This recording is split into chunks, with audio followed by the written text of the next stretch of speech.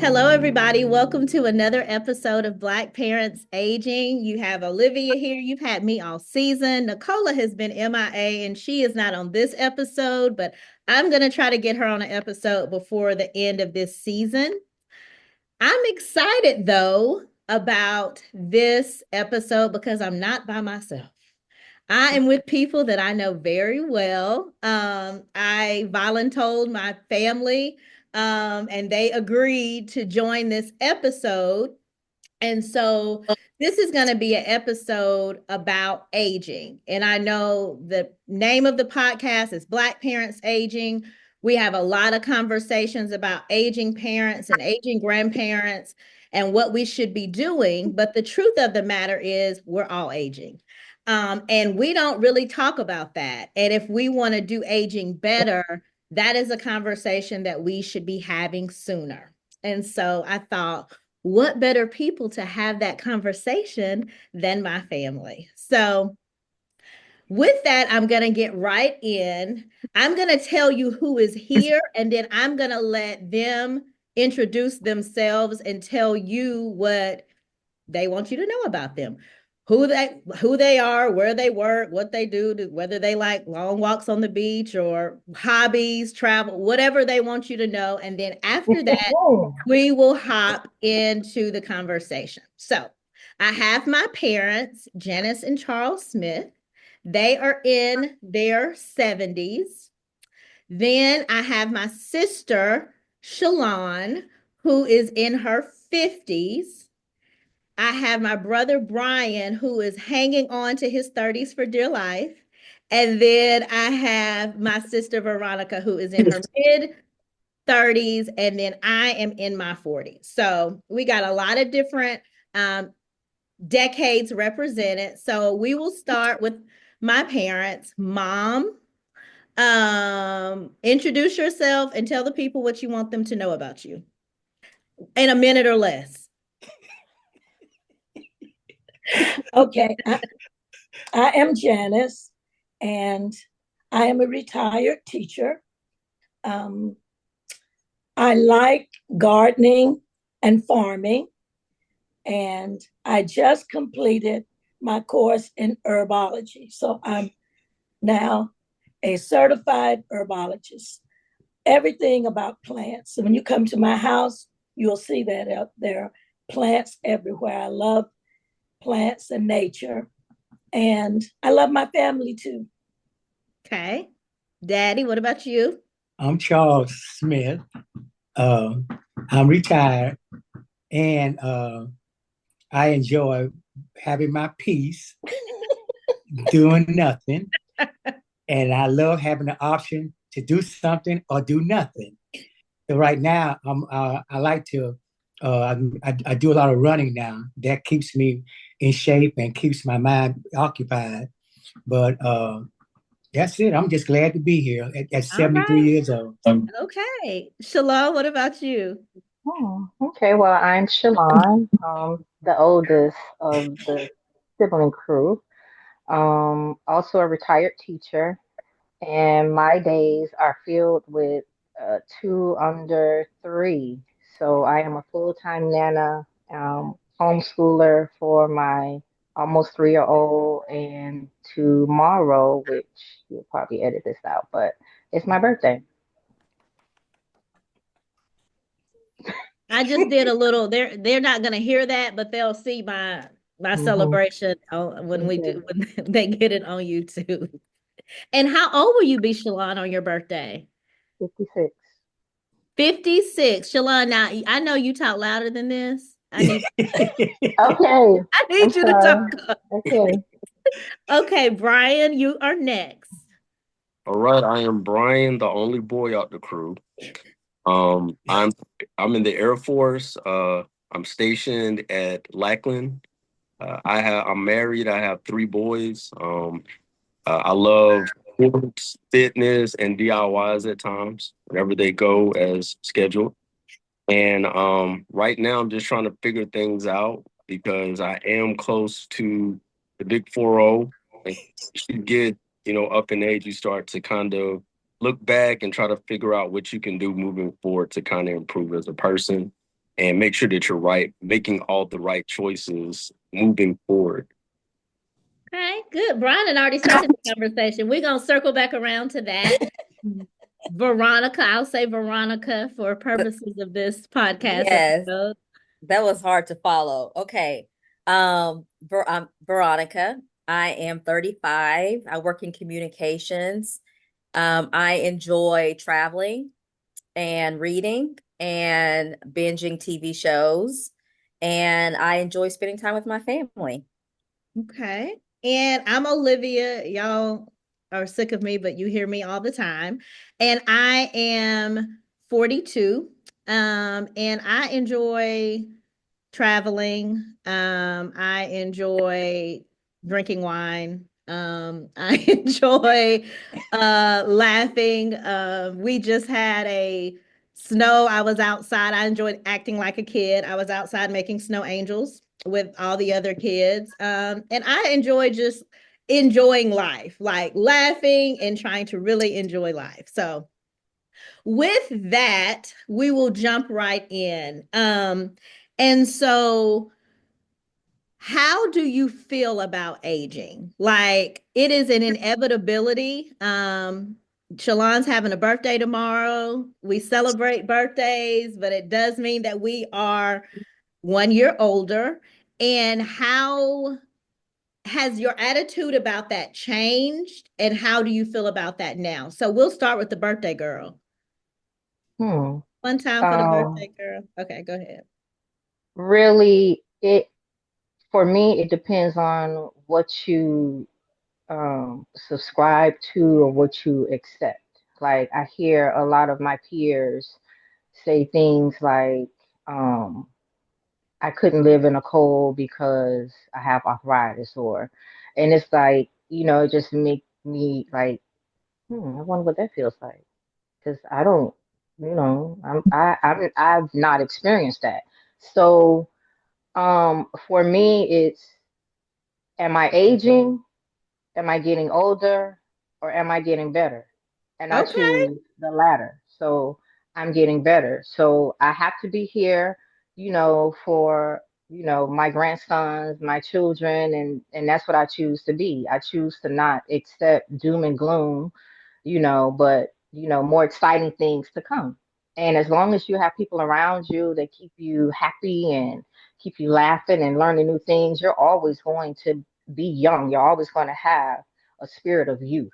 So that's what I cling to. So I don't look at aging as, oh yeah, I'm getting up there. No, it's like, yeah, I'm getting better, I better love and better. that. I love that. Brian, what about you? I think it depends on what part of aging you're actually looking at. So, Okay.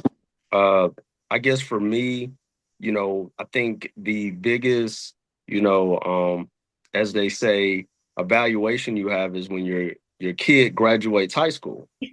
So for that, you just going along, okay, I'm older, they're older, and then you turn around and your kid is taller than you, and they're graduating from high school. And so from there, you start to kind of evaluate your life of, am I really where I want to be at? Am I getting better, like Shalon said? And what are some things that, I want to achieve? Because I think it brings on anxiety a little bit because you start to look at your life a little bit and wonder if you're on the right path. I think that's the biggest thing of like not knowing, because you have certain goals that you set for yourself early on. And so now you're trying to figure out, am I actually, achieving those goals that I, set out to do within, 4 or 5 years or 10 years or whatever. And I think that can bring on anxiety because you're like, okay, well, I got to hurry up and get this done. It's not so much Mhm. the aging because you expect it. I feel like it's more so the goals that you set if you're achieving them within the time frame that you set, or are you falling short on that? What about you, V? So I think Brian brought up some really good points, and I think that I definitely relate to that. I don't mind getting older. It's just like there are certain things that I want to accomplish, that I want to have. And, and especially as for women, time time is ticking. So like there are some things that you won't be able to do after a certain time. So it does put a lot of anxiety and pressure on you to get to that place where you want to be. But I feel like I am more comfortable as myself as I get older. I'm more comfortable in my skin. I'm constantly trying to better myself, better my mental health. So on one aspect, I feel okay. The other aspect, it's like, okay, I'm gonna be this age this year. Okay, you know what I mean? And some things are out of your control, but you definitely think and worry about it. Okay. Welcome back, Mama and Daddy. What are y'all's thoughts on aging? What are they good or are they bad? What are your thoughts?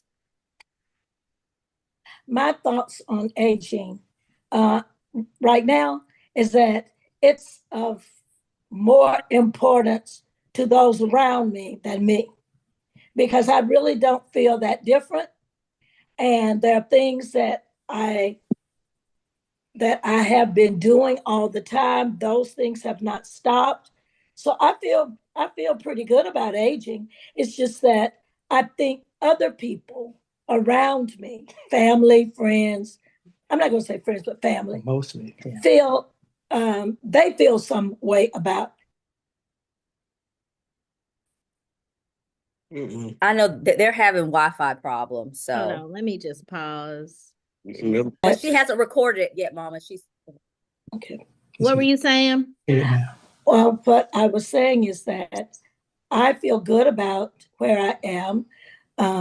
It seems to be more of a concern, my aging, to my family more than to me. I feel good about it.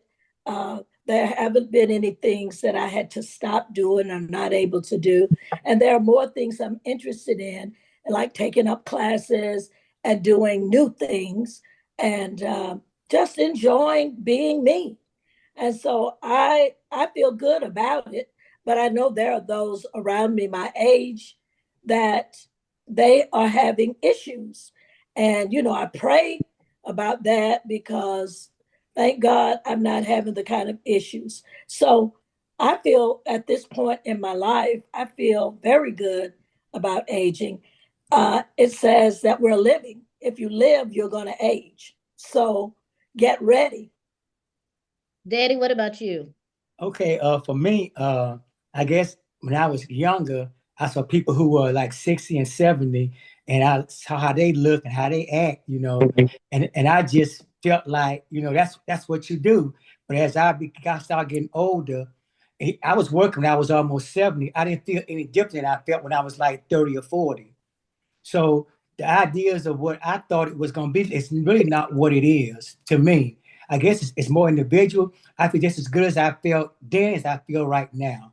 And I feel like the only thing about age, and I think that's important to people that I tell them, is your health.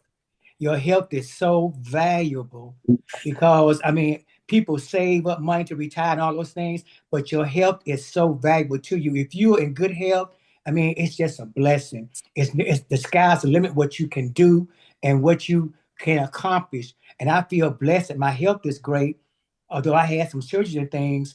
But I just feel like, based on what I grew up with and people I saw older, that I'm not that. I'm not that. And I feel like that, that you could do anything you want to do. The only thing that age does, it gives you an understanding about life because you understand things better looking back and looking forward. And I think it helps you to make, even as you get older, to make better decisions about things. And hopefully that sometimes, like Janice was saying, people around you will understand and see things that you do and ask you things about life. And I think one thing that we don't get, people don't ask us questions about things. They think that because you're old that we don't know nothing. And I don't know why that's the mentality. Old folks don't know nothing. We don't know a lot of things about technology, but life things, we know a lot. Because in this life, I've made a lot of mistakes. And that's how you get wisdom from making mistakes. and learning from them. And so, for my family, I feel sad because all the knowledge that I have sometimes, I don't get to share that knowledge. It's people who are not my blood kin who ask me things, who get a chance to get all this knowledge I have, because sometimes you feel like your kids don't think that you know a lot. They see you as mom and dad, but not as a person who has been here for a long time and may know a thing or two. All right. That's all. That was a mouthful. We'll talk about some of that. So I am in my 40s. And I will say that like where I thought I would be in my 40s, I'm not there. But I do feel like I'm more myself than I've ever been. And so I feel like it's like it is good and bad. Like I feel like you need to age, you have to live to have experiences to like learn and to come into yourself. But especially as a woman, like you have certain things that you want. If you want children, if you want to be married, if there are certain things that you want, there is a time limit on that. And so it makes it more difficult, I think. And then like as you age, people feel comfortable asking you about when you gonna have children, why you like they feel comfortable asking you those things um and expect an answer. And so that has been like that's been a challenge. And it's been just a challenge too to like figure out the balance between personal and professional.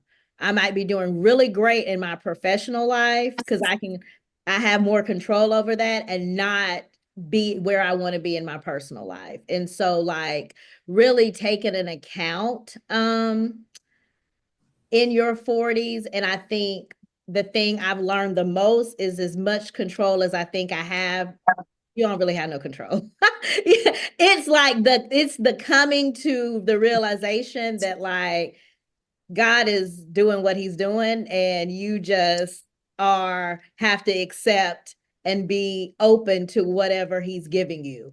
And I think in my 20s and 30s, I really thought I was doing some things. Like I thought I was helming the ship and and then you really come to understand that you're not doing any of it. So I think that's the thing I've learned. If you've had anything that was surprising, what is the most surprising thing that you have learned at this point in your life, looking back? Has there been any surprises when you think about, okay, yourself at like 18 or 21, and now yourself at like whatever age you are? What has been the biggest surprise for you? Or have you had any surprises? I'm not going to say I had surprises because as I grew up, matured, married, and all that, I was around people who were aging. So I got a bird's eye view from my parents and just people in our community. I had expectations of how aging was going to look. Thank God I'm not in some of those categories. Well, does it look like you thought it was going to look? For me? Yes. Yeah, I think so. Okay. Because I felt like when I began to get older, that I would interact with my children. I would have grandchildren to interact with and spoil. I would still have skills that people would want to know about, and that's happening. And so, yes, I didn't expect to travel as much as I have, and that's been because of my children. I can't say I'm a homebody, but my most comfortable place is home. When we travel, it's good, but I'm very comfortable being home, doing things and being at home. And so to me, life is looking and feeling very comfortable, and I'm settling into it. And the things that I expected, I'm seeing. The things I can say that I guess I didn't expect, and just in life, is that the things that we went through politically, that we went through community wise, that those things would have elevated, and we'd be in a different space. But it seems like we're going back. That has really baffled and frightened me, that we are still looking like things when I was a kid or when I was a teenager in that way. And I'm very disappointed in that. Shalon, what about you? When you were like 18 and 21 and you thought of how what 56 was going to look, and now you are there, is it different than how you thought it was going to be, or is it what you thought? Completely different. What did you think, and then what's the reality? Well, I thought that, of course, I would get married, have children, did that, and teach forever, and, spend time with the grandkids. But yeah, it threw in, two divorces, threw in travel, around the world. Um, Now I'm, homeschooling, and my grandson is like actually reading. And I've started writing, published 3 books. It's no, it completely different, Better? completely different. Um, I would say, I don't know about better, or more adventurous, or more um open, or more, um I guess, just different than what I expected, because I was born, and raised in Miami, and I thought that was it. And here I am in Mhm. Georgia. But this is not the only country I've lived in.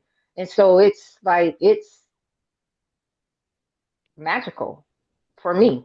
And I can only speak for me, because I choose to um accept it, and I choose to embrace it and not fight against it. So I guess that makes it magical versus, you know, challenging. I mean, Yes. life is challenging, but I choose to embrace the higher vibration. So life is, it's magical. What I thought it was gonna be, no, no. Surprisingly, no. Brian, what about you when you were 18 thinking about Brian, how old are you? 39, 38. Mhm. Which one? 38. I can't hear you. Can you hear me? Yeah. 38. Okay, Yeah. so when you were thinking about what 38 was going to look like when you were 18 or 21, how does it compare to what you thought it was going to be? I mean, I would say you really don't have any type of differentiation between it, because of, I would say the biggest thing about getting old is how quickly it happens. You better say that again. Like, you You turn go around to sleep. in there, you're 21, your son is 1 years old, you're at this part in your life, and then you turn around and you're like, you wake up, you put your feet on the floor, and you're having to pause for a minute before you get out the bed. Back is kind of like locked up a little bit. So I would say that aspect of it, which I would say that dad, back when we used to play basketball against each other in sports, and he's like, okay, wait till you get older, how your body be. And you like, oh yeah, no big deal. And then start to feel that as you get older. But yeah, the biggest thing is how quick your mind is still very sharp, because how quickly it happens. And it's not Mm. until you reach like those milestones, or you're, with kids and then they graduate from high school, it's when you start to kind of think about things. like, okay, where am I at? Like, this is how it's supposed to be. But I would say everything is still the same because you don't recognize how quickly life has happened. Like you're in your second house, you've lived overseas, you're moving to another state, you are bought a house there, your kid is 18 years old, you have a 12-year-old and a 7-year-old. And so it's not until you're moving so quickly as a parent that you don't have time to kind of sit down and kind of evaluate anything yet because your kids are young, they're in things, they're doing stuff. So I would say your mind is still very much the same. Not until probably your kids get out the house or things like that, where you have time to kind of evaluate. But I will say your body, you know that you're getting older because especially I love playing basketball. So you get out there and start playing with the 18 to 19-year-olds, and you find out really quick that you're not what it used to be. Try to do something that you used to be able to do, and then now you out on the sideline, trying to stretch it out. I would say, like your body is probably the Look at Daddy. older more so than your mind because your mind is sharp. You still think you're the same person, but your body is like, slow down a minute. Like you're not 18 years. That is so true. That is so true. V, okay, so V, you are 36. 5. Okay, you're 35. And sorry, man. You're 35. When you were 18, even 21, when you looked at what 35 was going to look like and you had that picture in your head, how is reality matching up?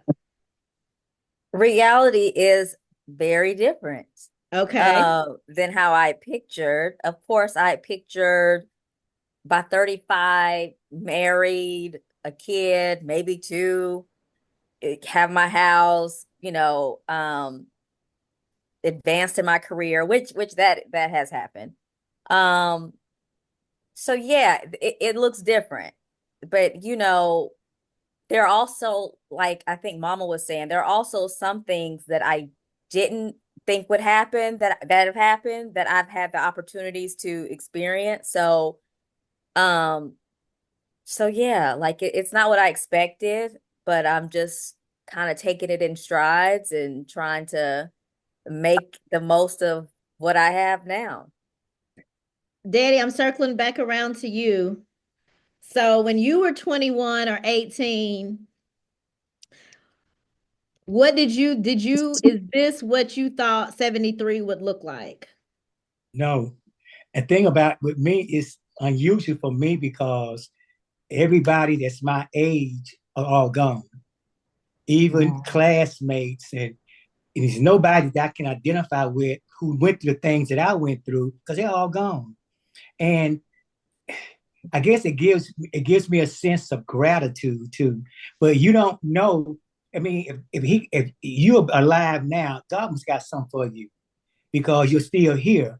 And one thing that for me, I'm never afraid. That's the thing that I'm so happy. I'm not afraid or scared of what will happen, what's gonna happen. And I think that's good for me. But as far as getting older, there's some things are good and some things are a surprise. Short story. I went skating with DJ. I was a great skater. I was gonna show how to skate and everything. So got to the skating rink and I put them skates on and stood up. Feel like I had never skated in my life. I was so shocked that somehow I didn't know what to do to skate. But they eventually came back to me. And that's how life is a lot of times.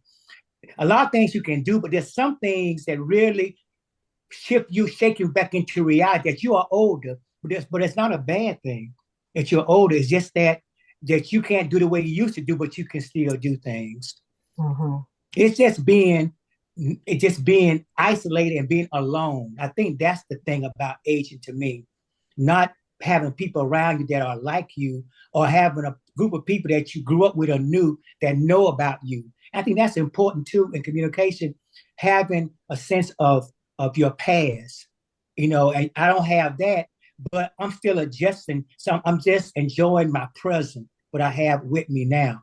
But it makes you alone, it makes you feel kind of sad sometimes and lonely, but that goes to the territory. but I take that any day to having great health and a great family around me. I take it any day. So y'all gave all really politically correct answers, and I love that. I thought that being this age was old. Like when I was that age, also I was let me just say this. We are aging better than the people before. So that also is true because the people that were in their 70s when I was young, they looked like they were near death. They they were not aging well. And so perhaps that is what gave us trepidation. But when I was looking at people even in their 40s, I thought that was old. Yeah, Like I legit, it felt old. And now that I'm here, as Brian said, because one thing about aging is time. Like time just keeps moving, and you're like, why is time going so So fast? fast. Now that I'm here, I'm like, I still feel sometimes like I'm in my now. I would not go back to my 20s for nothing in this world. It is just a confusing time. It's just, I would not go back. But I sometimes have to remind myself that I'm this age because I don't feel like I'm this age. And sometimes I don't act like I'm this age. And so, but yeah, I think we're aging better physically for sure, than like generations before us. And I think that's good. Um, but Daddy brought up something that I think has been one of the toughest things about aging for me. And it is something that kind of catches me off guard. Um, because as you're aging, everyone around you is aging, right? And so you get to a point as you in your middle age that important people in your life start dying because as you're aging, they're aging. And and we know that like that can happen at any age.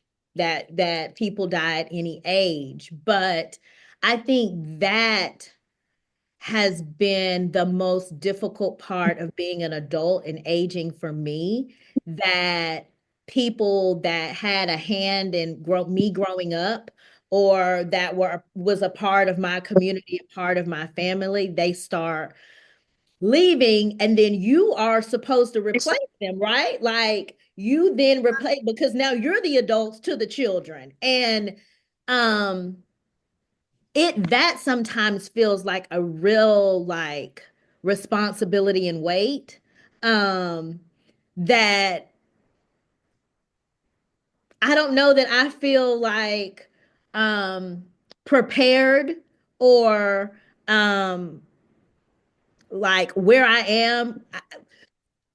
We are as when I think about aging, we are doing it better. But like when I think about like my grandparents and like older people that were in our life, as we get closer and close to being those people, I'm like, I don't know. Like, I'm not ready. I'm not ready to be those people. And I think that's just been really hard. Like, a part of aging is, and a part of living is death is a part of that. Like, it is a part of that stage. And that's been really hard. And the work that I do, we deal a lot with death. So just like getting okay with that being a part of the story has been a challenge. And so I'm wondering from you guys, and one thing for that Daddy said about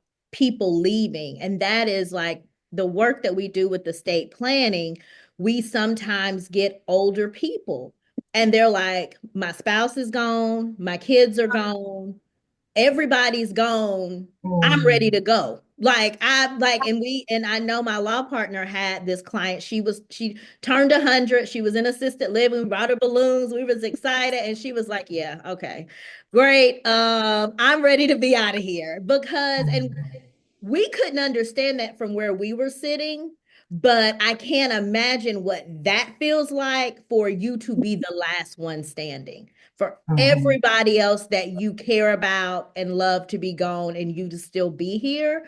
And so I wonder, as we've all experienced deaths, how you handle that as a part of like aging, as you start losing people that are important to you. How have you been able to deal and manage that? Anybody can go. Well, VJ, I'll start with, okay, go ahead, Daddy. for me, I think that for me, it's a blessing because, like, I look back on the old people, how they were. You feel they were always right, but a lot of times stuff they told you didn't make no sense. It was just who the person was telling you that. If they said it, it was okay, and you felt good. And as far as filling those roles as those people, the only thing you can do is be who you are. That's all. Yeah. People know you who you are, and that's all they're gonna see you at being young or old. Just be who you are. But I just feel like that uh, I can understand people, and now I can't understand people who wanting to just go ahead and just die. I can understand it because it can be so lonesome and lonely when you're old and you're by yourself. There's nobody around you that can relate to you, but I ain't one of them persons. I love living. I love life. I love traveling. I mean, I love what I do. I love my family, but I can really understand as I've gotten older now, people really feeling that way. And it's neither good or bad. It's just how you feel. But like I say, I'm not that person. I want to Right. live as long every day, as long as I can. I want to enjoy life to the utmost. I want to see my great grandkids graduate, get married, have families. I had to be 200 years old, but I still want to do V, what do you think? So you were asking, how do we prepare Or for? how have you dealt with that? Like a part of aging is understanding that everybody else is aging, and so then you start to experience death. Yeah. It has been hard. It's been really challenging. Because you're right, you're just going along celebrating birthdays, and then you start to see that you're going to funerals, or you start to notice little things with like our parents. You start to notice little things and you're just like, yeah, things are changing. People are looking different, people are acting differently, and they're getting older, and that's hard to wrap your head around. And I think I've had these conversations with you, Liv, when I'm just like, I'm not ready for this. I'm just not. I'm not prepared. I'm not ready for that. this. But it's This is okay. this is gonna be challenging. But it is hard to prepare for that, because like with your grandparents, you see that they were elderly when we were young, but you still just expect them to be there. Um, so it's tough to like move forward knowing that, okay, then the next generation is coming right after that. So yeah, that's been hard. Shalon, what about you? I mean, it's inevitable. Like you said, death is a part of living, and I mean, it is sad to see your classmates, and you have you know class reunions, and it gets smaller and smaller. You know, and it just for me, it just makes me embrace life even more. So every now and then, something will come up and you're like, my best friend so and so who passed away, missed this. So, let me ha ha ha have more fun, on your behalf. But yeah, it's inevitable. Yeah. Brian, what about you? I would say for me, I would say the deaf aspect of it to me is not unusual, because I would say, like, the dynamic of our family, like grew up in the church and just seeing death, like, because, my parents have very older family. So when we were little, we were going to funerals and stuff. And so for me, it's just understanding that you're going to be here one day, gone tomorrow. Even like family members that, that you were close with, they can be taken away. I think the difficult part for us is people that we went to school with, or those individuals like passing away. But as far as like, those older than you, I feel like that is something that you expect, is the unexpected things that catch you. That's But I think that we were prepared um when it comes to, the reality of death. But I also feel like uh when you have family reunions and things like that, and those that you were used to seeing there early on, kid, they're no longer there, or your little cousins that aren't little cousins anymore. They have two, three kids. Their kids are about as big as you are. When you start to kind of look at, life a little bit different. I will say also that when going back to the first question of, how you view, aging, as you get older, you become more content with aging, but also the path that you're on. Because as you get older, and I talk to Dad about this all the time, and he says, like, everything happens for a reason. Sometimes the direction you're going in is probably the best direction that you could be going in. And so as I got older, I probably would be upset about that. Like, you know what, maybe God was wrong when it came to things like this. Older, and it continues to happen, like, you know what? I feel like that this might be the best case scenario for me, because other things have happened to kind of, put me in a better, mental space than probably that I would be. But I will say that as far as death is concerned, that when those that are around your age, start to, pass away, I think that is when it starts to hit you a little bit more, because you don't really pay attention to it as much for those that are older.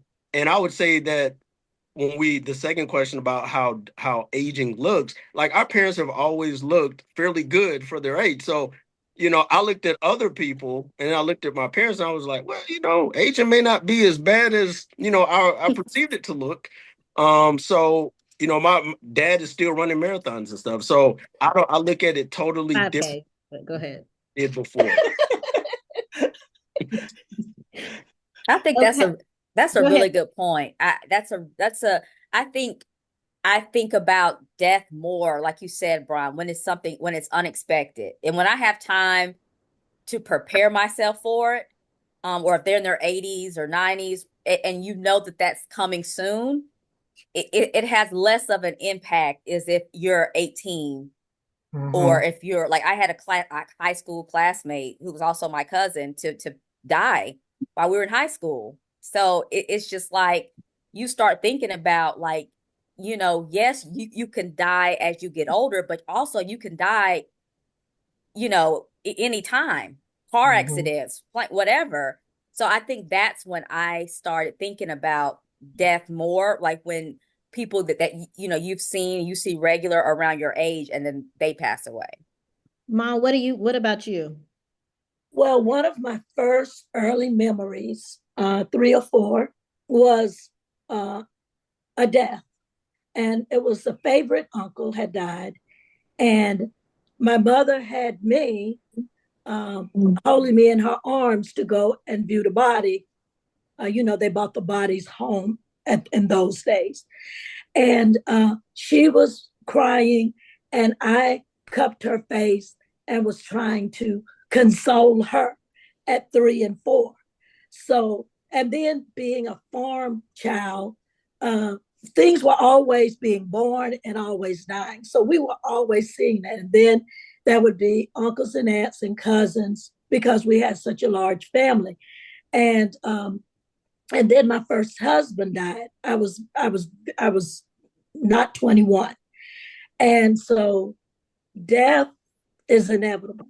And so I tried to prepare my kids as they grew up, that this is a part of life, that death is going to, it could be anywhere. And I had one of my brothers to die very young.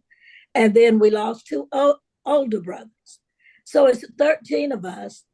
And right now there are 10 left. And a lot of my siblings, they are in their 90s, 80s, and we're in our 70s. And they're in good shape mentally and physically. And we have great conversations. They have great lives. And so it, it feels comfortable.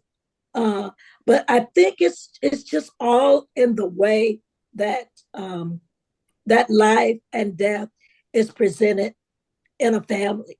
Some people don't get a chance because people won't talk about it, and other families talk about it and prepare kids.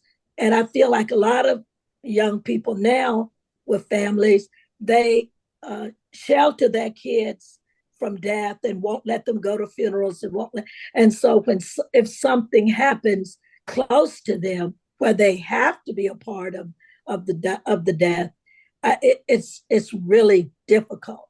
So I just think it has to be in your life, it has to be given to you, prepared to you very early that it's natural, it's a part of nothing to be afraid of. It's going to happen. And I think then your life will be freer.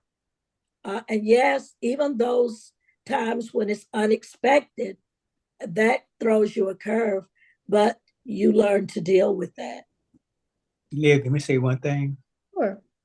One thing too is in families, from I see it, there's a shift in family dynamics.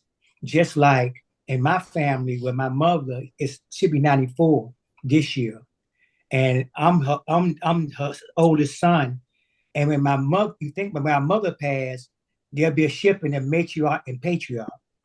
That I will be the oldest person in the family, and just thinking about it, they say everything you think ain't always true, but you know that that's going to happen, how people see you, and it's you. I thought about it'll be more responsibility, but I'm just going to keep being who I am.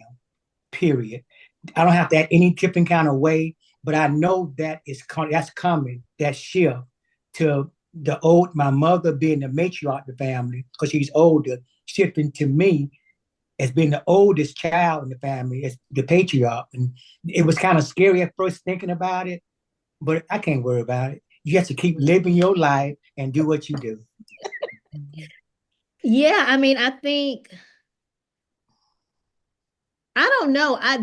This has been, I feel like in some ways the older I get, also the more sensitive I get. I feel like I was more of a thug in my 20s and 30s.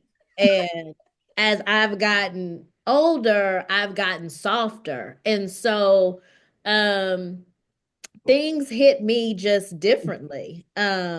Even like our uncle died earlier this year. And he wasn't a spring chicken, and he had, some medical issues, but that was really hard for me. And, you know, it's the permanency of it all. And then it's also looking at um uh your own self and your life, and thinking about how you want to be thought of, what you want your legacy to be, like all of those things, as we think about that. And so that has been something that I've thought a lot about, and I kind of got on to my own self because I was like, this is literally what you do every day. Like, why is this so difficult for you? Like, you do this every day. People come in, you plan for their death, we talk about death, but I think it's important.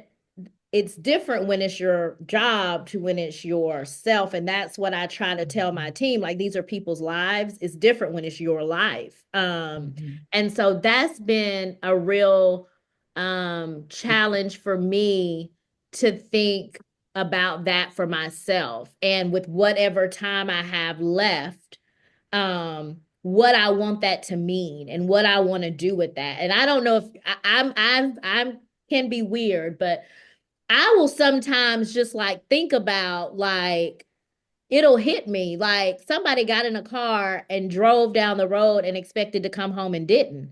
Like, that can happen to any, like, and so thinking about that sometimes is really difficult. But I think the other thing, the reason I wanted to have this conversation, because as we talk about aging, there's a little tension. And I don't know if our listeners could hear the tension from the two older family members as they talk about Asian with the younger people. There's sometimes some tension that takes place with aging, with your older, maybe parents or grandparents, and how roles change and what that looks like. And so we spent a lot of time on this podcast talking about our parents aging, our grandparents aging, the challenges that come with that. They have their own thoughts about that, clearly from some of their responses early on. And so I do want to talk about that because I do want us to age better as family, in a family, and as family dynamics. I think that's important. I get calls all the time from people, friends that are like, I asked my parents about this. They tell me to mind their business, or they won't tell me about this, or whatever the case is. And so there's a little tension there with when you have aging parents or grandparents. And so I heard Daddy say that don't nobody ask him, pays him any attention or think that he knows anything. Um, and Mama said that she feels fine and the issue was with us, not with her. And so what I wanted to just ask them is about that. How does it feel to get older within a family and in family dynamics? When you have children or grandchildren, what does that feel like? Well, let me just say this. Sometimes children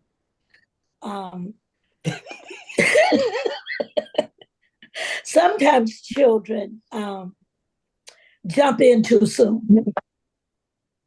Okay, so there is a too soon from your perspective. No, okay. Not about about your will or your trust and things like that. And who's to get what, not those things, but it's like the things that people are cautious, don't do this, don't be careful, those, and you're just like, what? You're wearing heels and doing fine, never stumble, and Charles is running out here, and sometimes it's like kid glove things, but not considering themselves. I think the first thing, consider yourself. Consider, if I were in their shoes, how would I want to be handled? And because I say that, because with my own parents, I treated them like they were my parents. I did not treat them like, oh, I know best and I'm going to do this for you. I always asked them, what do you want? What, the doctor came, the doctor didn't talk to me. They talked to my parent, because that's who this is about, not me. It's about my parents. But sometimes all those lines get blurred. Like, like, that's my parent. You can talk to them. Or the things that we do too early, that we don't need help. And then when we need help, then there are times when we're told that we can do it ourselves. And then it reminds me of things that my kids asked me to do that they surely could do for themselves, but that's not what I tell them. When they say, I need a hem in something, I need something cut off, I don't say, you can get scissors and you can get some needles and thread and you can do that. But if I need something with technology, it's that little elbow, ha, ha, ha, look at them. It's almost like we caught them not being good enough at something. So we're going to press them on that. You can learn this. Yes, we know we can learn this. But right now, we don't understand and know it. We don't even have interest in that technology in that way. But you do, and that is what you like. So I'm going to ask you. To me, you should feel happy that we say, okay, help me with this. But it's not looked at like that. And it's, it's just like we are in two different spaces because we grew up in different generations. Our expectations for our children is to be always utmost respect and always considering us. And sometimes I think they almost look at us like we are equals, and we're not. Okay, I gotta follow that. Yeah, I mean, Okay, I feel like that I do not doubt that my children love me. I don't doubt that at all, and I know they want the best for me. But I think a lot of times too, I think that because we are older, I think they see us different. They feel like that they have to protect us from things. Like if I want to run 5 days, Dad, that's too many days. Why don't you do 3 days? If I want to do this, Betty, why are you doing that? You should just sit down, sit down. I understand that. As all comes from a place of love, I understand that. But I think that you have to let people be who they are, period. And I think that I feel like that as you get older, sometimes I think the roles change. I think children think that they become the parent and you become them. But I know it comes from a place of love. I mean, I do not doubt that, but it could be so aggravating.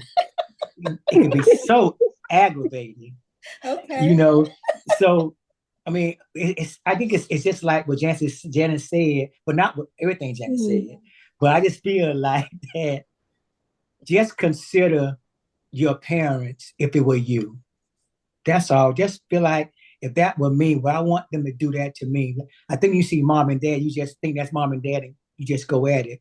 And I keep saying, I know it comes from a place of love or considering, or as your parents get older, you start thinking that they get older, they got one foot in the grave and one foot out.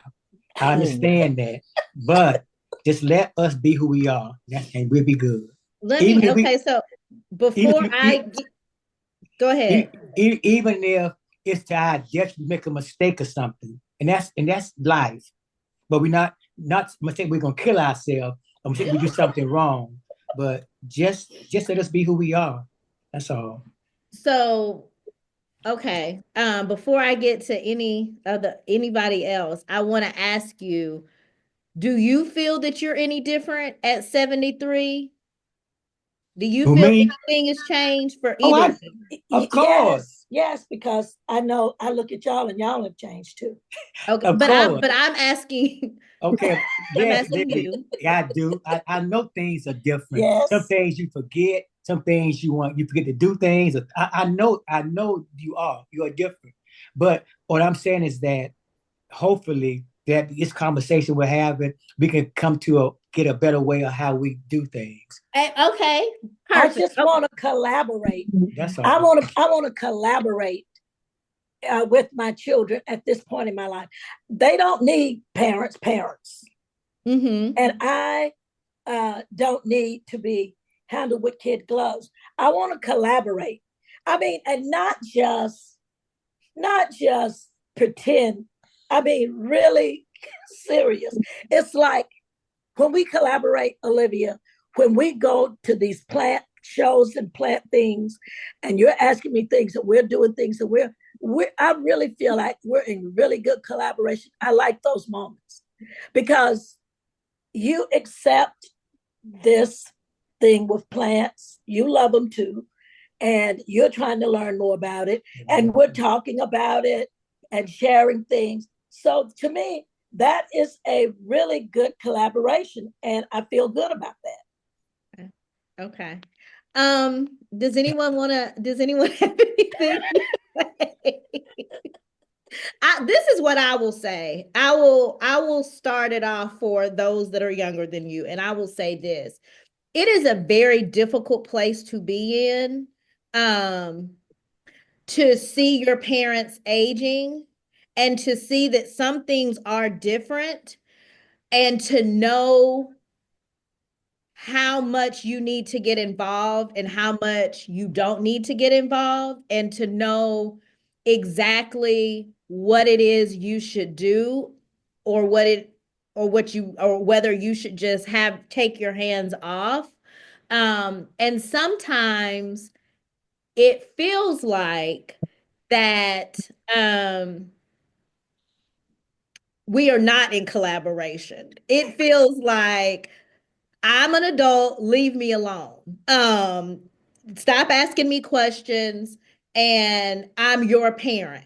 And all of those things are true, but I think sometimes, and I'm not necessarily saying y'all, but as we age, sometimes it's hard to come to terms with where we are. Like, which is why most people that have aged past the point where they can drive, they don't give away their keys. They have to be taken. And so there is some tension there because we do want to make sure that y'all are taken care of and everything is good. And so I can speak for me and V, and then I'll let Shalon. Shalon, you're in the middle because you got kids and grandkids, and you are somebody's child as well. So I'll go to you. But me and V have these conversations all the time, and there's a lot of anxiety around it. About what we should do, whether we should do. Should we go to the doctor's appointment? Should we not go? Should we ask? Should we not? Because we want to make sure that we know. Um, but we are sensitive that you are sensitive about, us impeding your autonomy or, going too far. And so it is a very challenging place to be in at this point. Well, there are some do's and don'ts. Let me just say. Okay, well, I'll come back to you in a second. Okay. But I want everybody else to have the opportunity to kind of say where you come down on this as well. And then we'll circle back around to y'all's do's and don'ts. Shalon? I mean, I can understand both sides. Being the mother of two adult children, I was raised differently or in a way that I don't want to impart on them because they have to find their way. And so I'm not the type of mother-in-law that was, well, this is how my mama did, and so this is how we're going to do it.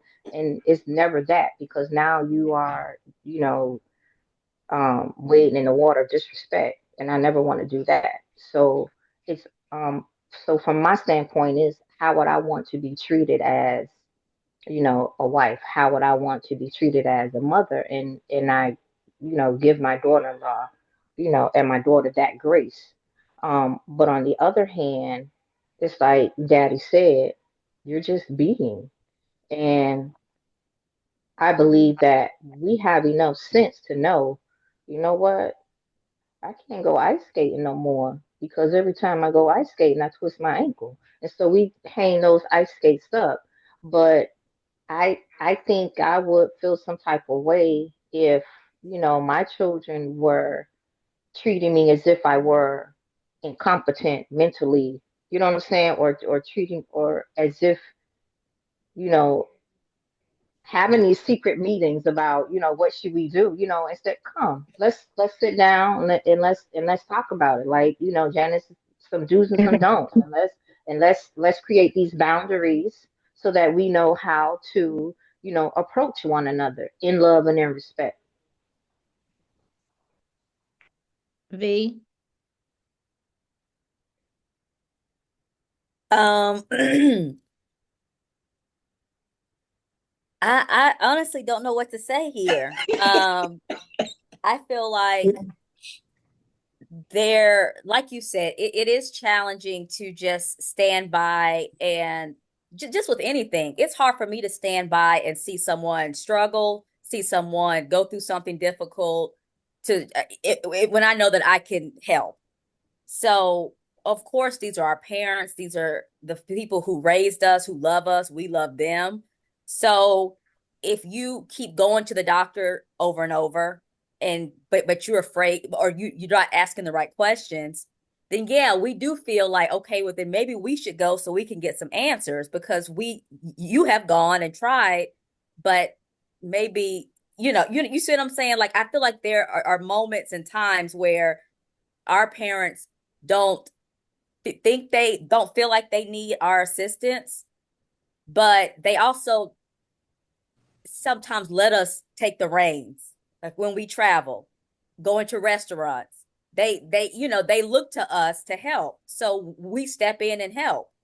So I guess it's difficult, like you said, to know when to just like say, you know, you got it, or no, y'all, kind of pull back, or to step in, because you would hate to not intervene and something happen and you're like, gosh, I could have helped that.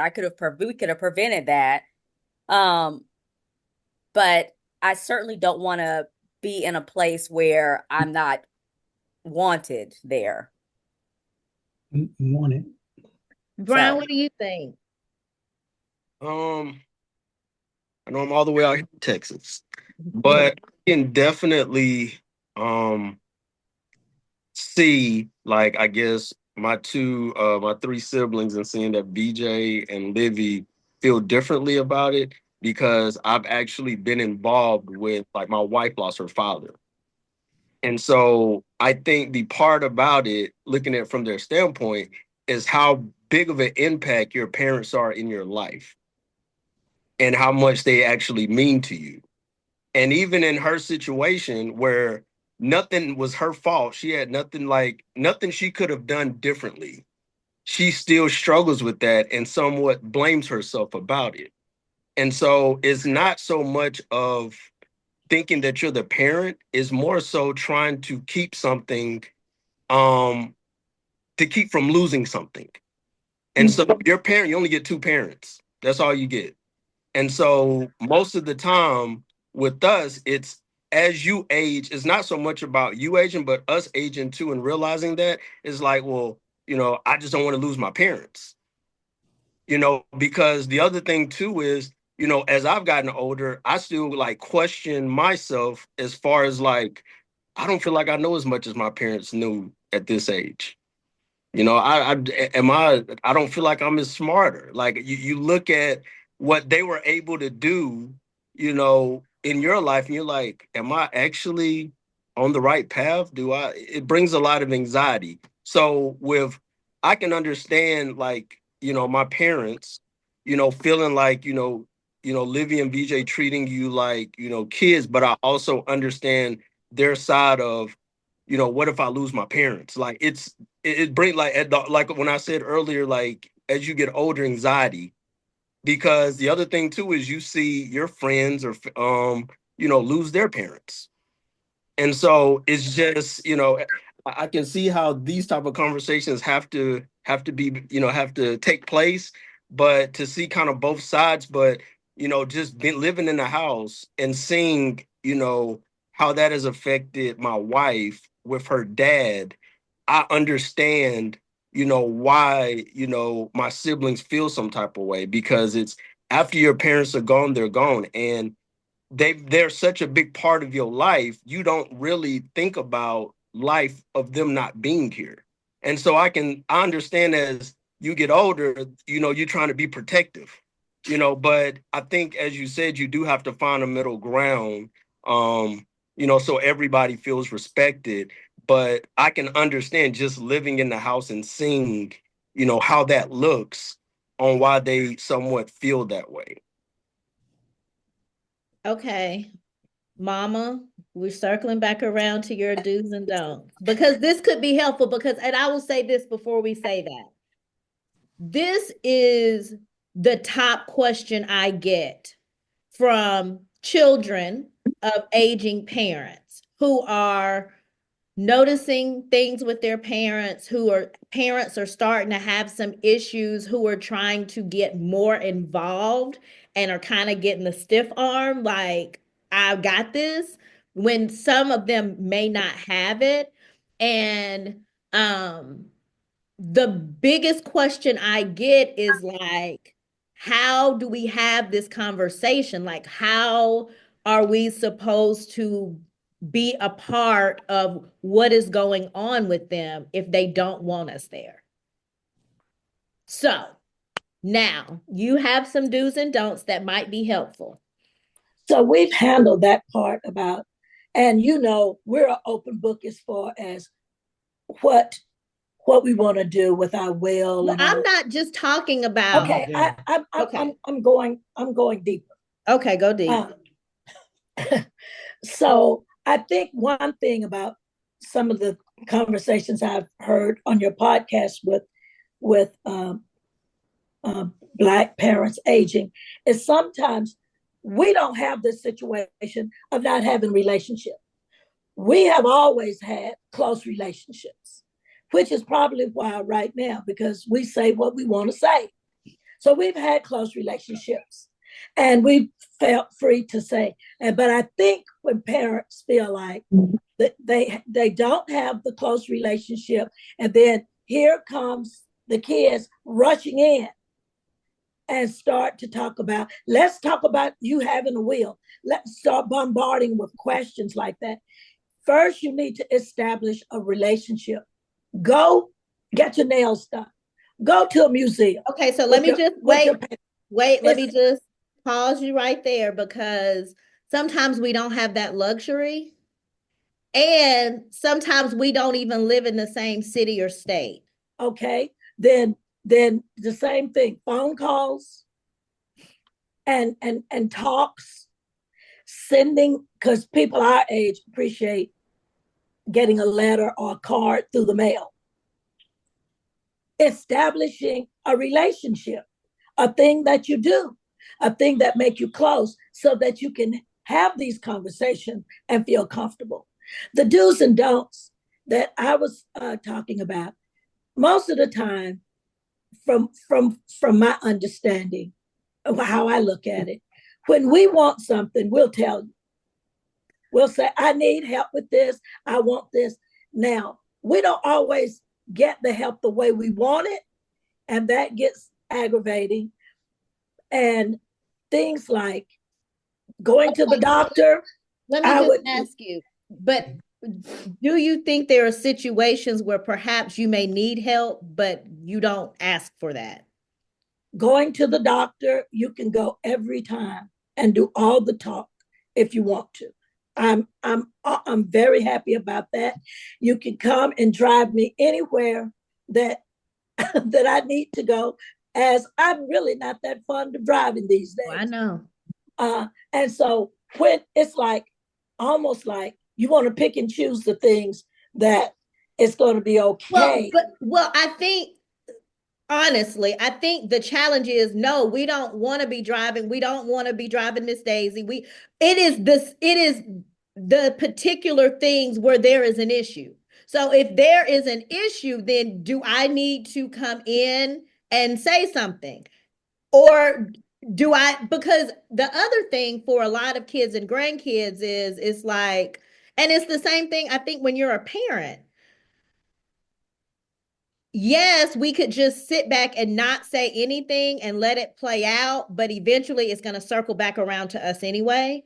And so it's like, at what point do we want to address whatever issue? There are kids whose parents have been diagnosed with things they have no idea. Like, I'm not just talking about us. Okay. I'm just talking about in general, because this tension right here is the question we get over and over and over again. It is help. I'm trying to get information, and my parents are not willing. And so I think from your perspective, do you feel that there is some sort of, because you said that we are trying to be your parent. When your kids start asking you about, name a topic, is there a part that is like a defense mechanism goes up because you feel like there's some sort of judgment that we're saying you don't know what you're doing, or we're saying you're not doing a good job? Is there a way for us to be able to ask you these things with, and you still feel respected? I think I find a barometer sometimes for people to look at is how would I say this to my best friend or my client? How would I say it to them?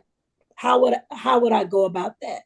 So if it would be the same way, you're probably on solid ground. But if you are doing something different with your parents, if you're talking to them like, sometimes like talking down to them or not giving them being respectful, then I think you've overstepped. Daddy, what do you think? I'm sorry. Go ahead. I think that it has to be something on both sides to me.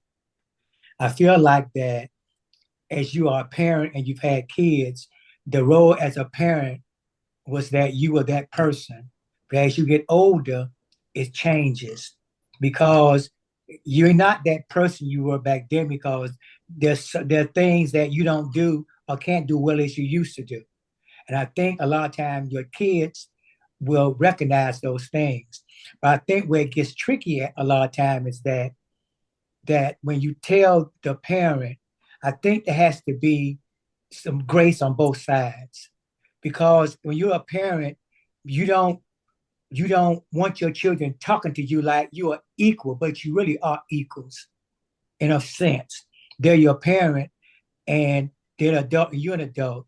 But I look at it that it comes from a place of love. You got to always think about that. These people love me. They want the best for me. If I'm getting teed off because of that, maybe it's not the fact that how they talking to me. Maybe it's the way that I take it sometimes, And I just feel like that we have to show. I don't like a lot of times the approach sometimes as my kids come at me sometimes, like, you know what I mean? A real aggressive. What do you mean? Let me just say it. A real aggressive, but I have to always keep in mind that it comes from a place of love. Like going to doctor's appointments. I appreciate that I go to a doctor that ask questions sometimes that we don't ask.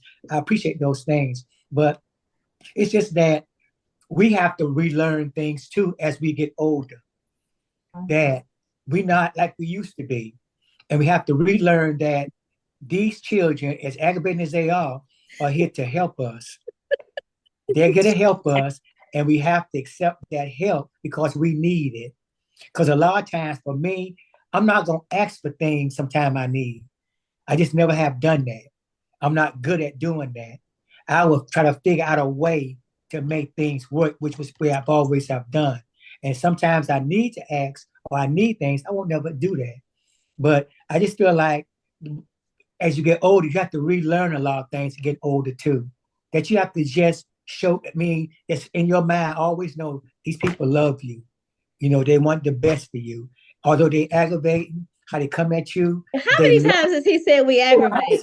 I'm just trying to emphasize so many times that they love you and just cut them some slack and just go on and go with the program.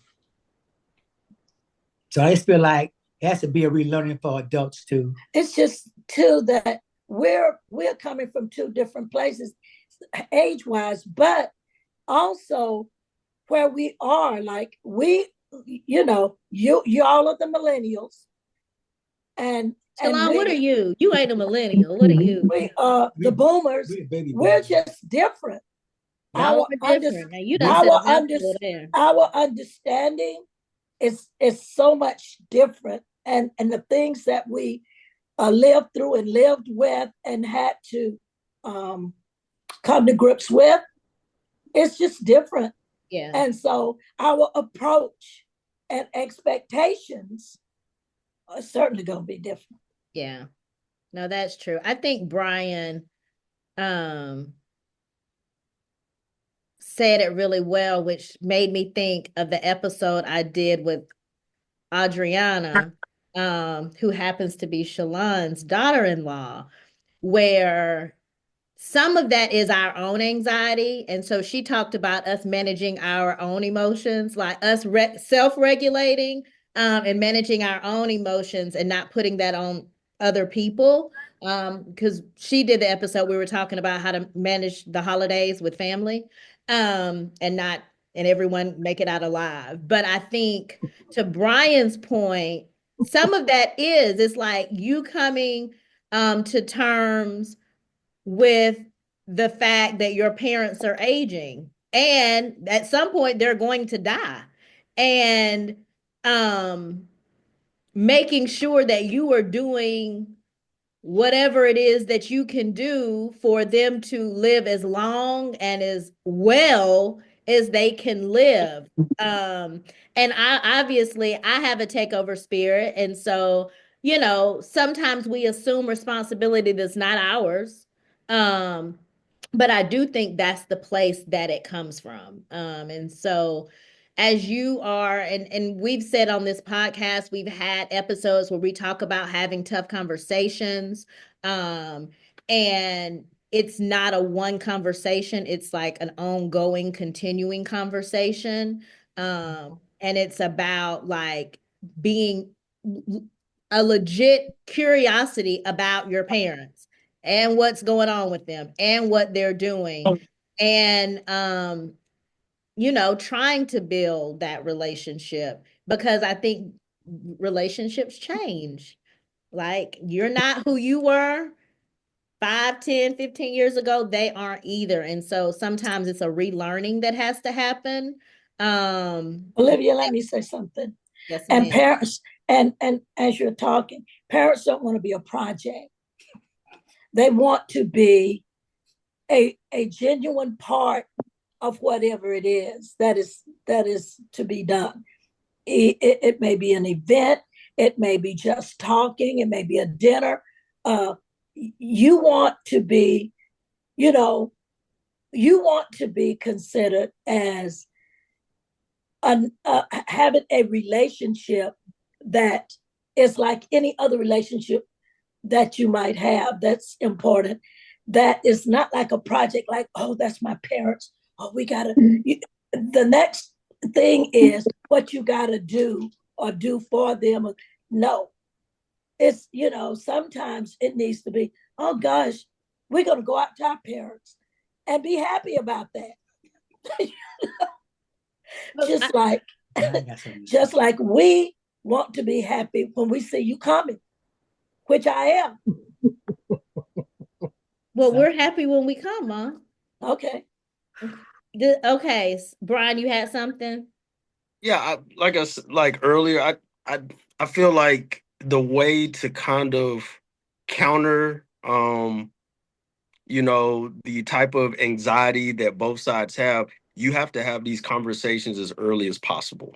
Yes. I would say that is the biggest, because I think when you show up when things are going wrong, I think it makes people feel some type of way about it.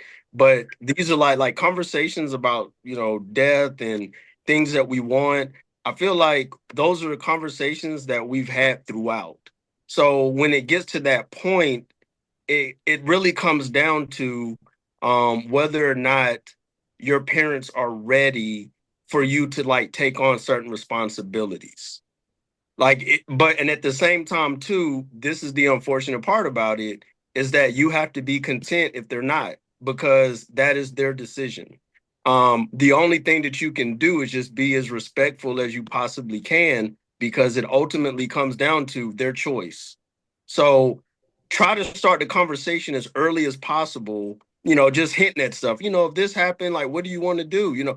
Before like they start to get older. But that's the difficult part about it, because everybody's at different parts in their life, and you don't really recognize things. Like we were talking about how quickly age happens. You don't recognize till you get older, and then by then your parents are really older. And so it can kind of come off a certain way when you're running to try to like get involved in things. But just like I said earlier, a lot of it has to do with your own anxiety because you don't want to lose your parents and you recognize you're getting older. You're like, well, how did I miss this? My parents getting older too. So I need to do all this to try to make sure that they're comfortable and that nothing is, wrong. But I think that things have to start as early as possible. But at the same time, too, you have to be content with whatever decision that your parents who are adults decide to do. Like if they decide that they don't want you involved in things, unfortunately, you're not going to be able to be involved in it. But it's trying to start the conversations as early as possible. So when things start to go in a certain direction, you already know because, you've already started those conversations much early on in your relationship than like, okay, they're in their 80s and now I need to try to figure out what we're going to do. But ultimately, like I said, it's their decision. And so you just have to be respectful with whatever it is that they want to do and, do the best that you can. And I'll just say, we are drawing to an end. I have two more questions, but I'll say these conversations are so important because what happens when these conversations don't occur is something happens. And then everybody's trying to figure out what to do. And it is an emergency situation. And that's really not what you want. Because for as aggravating as we are, what I do want is to make sure that whatever my parents want is honored. And, you know, if I hear that they go to the doctor and the doctor's giving them the runaround, like, or not answering their questions or not, like, that doesn't sit right with me. And so, I want their wishes honored. I want their end of life wishes honored. But you don't know what those are if you haven't talked about it. You don't know what they want. You don't know how they feel about certain things. You don't know how they feel about nursing homes or assisted living or like if you don't have these conversations. And I know the first time I said something to my parents, they almost disowned me. They was like nursing home, but like if you never are having the conversation, you don't know where they fall. There are some people that are like, I do not want to be a burden to my kids, and they get on my nerves. Please put me in assisted living. I do not want to live with them. And then there are other people who are just like, I'm moving in with my kid. What do you mean? You don't know where your parents or grandparents fall on that spectrum if you haven't had the conversation. And so I think a part of us aging better is just having those conversations more often and sooner before there's any real need to have them. And so that we can honor our parents and grandparents' wishes. So I've taken up enough of your time. I have two questions left for you. And then I will release you from this episode. So the first question is, what do you want your legacy to be? What at this, and we're all in different places, as you are in this particular place and you think about the legacy you want to leave, what is it that you want that legacy to be? And have you thought about it at all? Does anybody want to go first? I'll go first because everybody's kind of thinking right now. I feel like my legacy will be family. What I have, what I have been to my family, the support, not just with my children, but the extended family. I wanted to be known as somebody that wherever there was a need and I could feel it, that I did, and that people were eager to ask me for my help they felt like that they wouldn't be turned down. And also the students that I taught, that I made a difference in their lives in some way. That is what I want to be remembered by. Well, Danny, for what me, about you? I just want to leave an inheritance to my family when I'm gone, because I think about my life that, when you start out, if you had something to start with, you would probably be in a better position now than you really are. Because they came out and said our generation will produce the generation that we had that didn't do better than we did. You understand that? Mm-hmm. Our children, our generation that we're producing will not have a better life than we had. Mm. So in order to do that, because all the of the wealth that we have or do have, we need to try to pass it on. So people we leave behind will have a better start than we had. So, and I think that would be, you'll be remembered more for that, I think, to me, than anything else. That you got to start, something that was left behind from a father or grandfather or great grandfather, that give you a better start in your life. Okay. Shalon, what about you? I think right now my legacy would be to well, the legacy that I want to leave behind is to let my children and my family know that I love them, that no matter what, they can come talk to me. I have a listening ear, and that whomever I interact with, I try to make some aspect of their life better. If it's just a smile or, eye contact. That's the type of legacy that I want to leave. Brian, what about you? I would say similar to what Shalon said. I think right now is just trying to sow good seeds, and that's like, in relationships. And so how people remember you, especially your family, that's the most important, is that you love them and that, you cared about them and that you did everything you possibly could.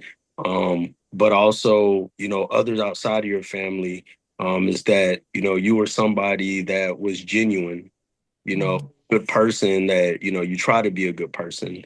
I think that's probably the biggest thing for me is that is, are you a good person? Are you genuine? Do people trust you? Do they confide in you? Do they believe that you care about their interests as well? So I would say that just trying to be a good person. E. So I started thinking about my legacy a few years ago when I started my TikTok channel, centered around mental health. And I want it like if I were to pass away tomorrow, I would want people to look and see that I try to make people feel like they weren't alone and to try to break the stigmas around mental health by sharing my own story. So I hope that that is what is remembered about me. For me, I think it is this. It is specifically in our community, educating and raising awareness about the importance of planning and thinking about death and having tough conversations with your family, and aging better and passing wealth along instead of headaches. I think that is what I would want my legacy to be. And then last question, where you sit right now, what advice would you have given your 18-year-old self? What advice would you have given your 18-year-old self, if you had to give one piece of advice? I'll go I would first. say, Okay, go. No, go V. I would say to not be so caught up with the plan that I Right. have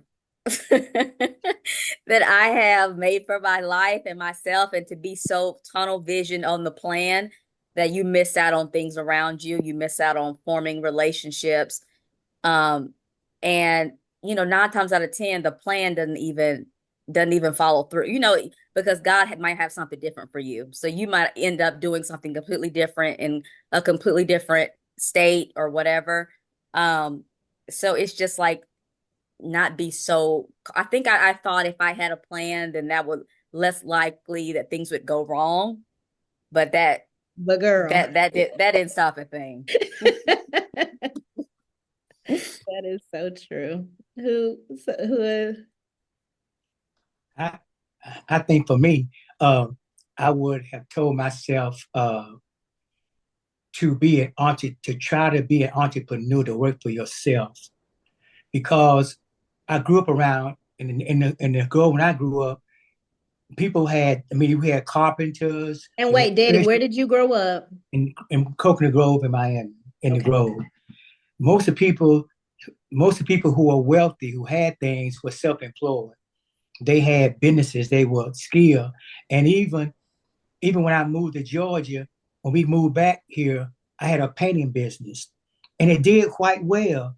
But the idea of having insurance and having benefits clouded my mind to the bigger picture, that I could have been my own boss in my own company. And I regret that. So I tell any 18-year-old person, they may want to go to school, but develop an entrepreneur spirit and go about trying to be your own boss, self-employed. That way, you will be able to amass wealth have more peace of mind, because you ain't got to work for nobody. You work for yourself. That's good. To Go ahead, Brian. to kind of piggyback off of what Dad said, I would say don't be afraid to fail. Oh, that's so good. That's a good one.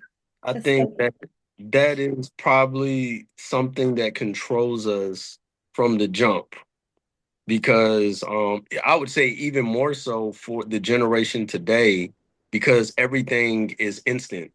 Something bad happens instant. So you can kind of go through life being so scared of failure, but when you look at some of the success stories, it all starts with failure. Like, the reason why you knew the way that this worked is because you failed at the other 100 times that you did it.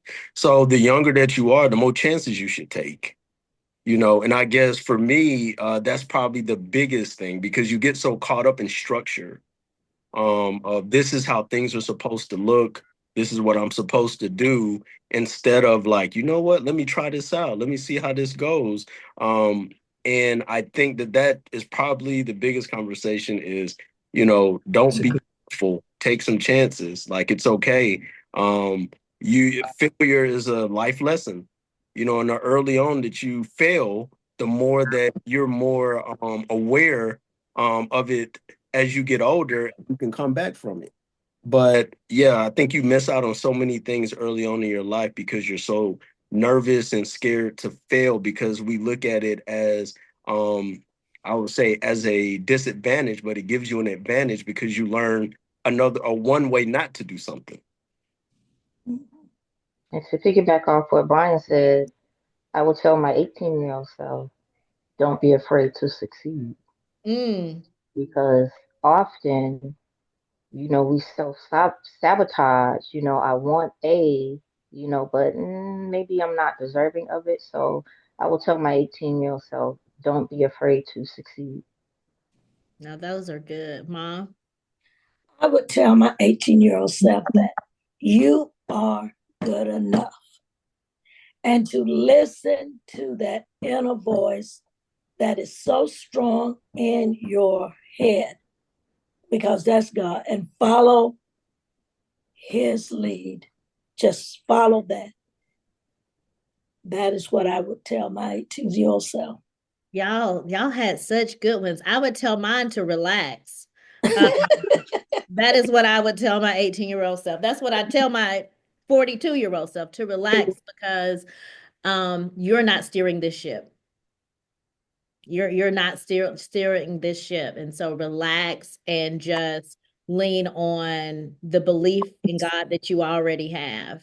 And enjoy the journey. I think for me, I make lists, there are goals, and you sometimes the beauty is in the journey, and you don't even pay any attention to that because you're so focused on the goal. And so the becoming and the maturing and all the, who I am today has been because of the journey. And so if I could tell my 18-year-old self to just relax and enjoy life, that is what I would tell her.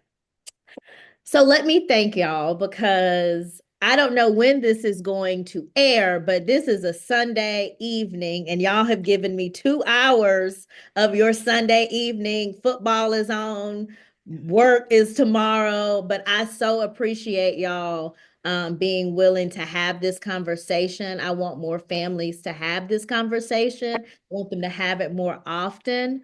And I thought, who better to start than with us? So thank you, thank you, thank you for your great and your wonderful answers. I can't wait till it airs so that I can go back and listen. And for all of my listeners, as always, thank you so much for tuning in. We want to hear from you. We want feedback. We want to know what you thought about this episode. We want to know other episodes that you think would be good for our podcast. And so you can reach us on social media, on Facebook, on Instagram, on TikTok. And until next time, see you. Bye-bye.